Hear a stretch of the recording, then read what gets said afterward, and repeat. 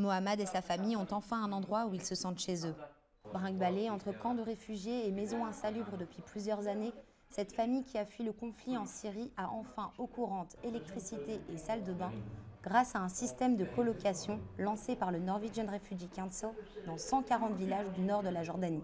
L'ONG a financé 25% des finitions de l'appartement où ils vivent.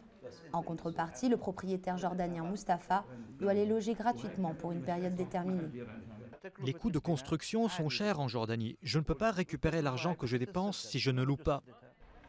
La procédure d'examen des offres de colocation est longue, mais elle constitue une alternative précieuse pour les gars comme Mohamed qui hésitaient entre retourner dans un camp ou en Syrie. 25 000 Syriens et Jordaniens ont déjà été relogés grâce au programme. Avant, je devais me soucier de trouver un travail pour payer le loyer ainsi que les dépenses de ma famille. Grâce à l'aide du Norwegian Refugee Council, je n'ai plus à payer de loyer. Depuis le début du conflit syrien en 2011, le nombre de réfugiés en Jordanie a explosé.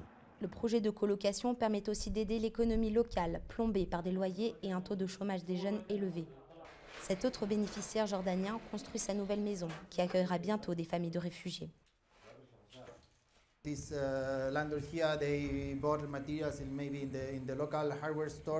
Ce propriétaire a acheté son matériel dans un magasin local.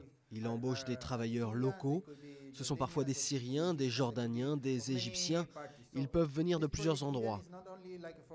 Ce projet n'est donc pas seulement destiné aux propriétaires ou aux familles syriennes qui seront accueillies, mais aussi à toute la communauté qui vit aux alentours de la propriété. 10 000 Syriens sont aujourd'hui sur la liste d'attente du programme.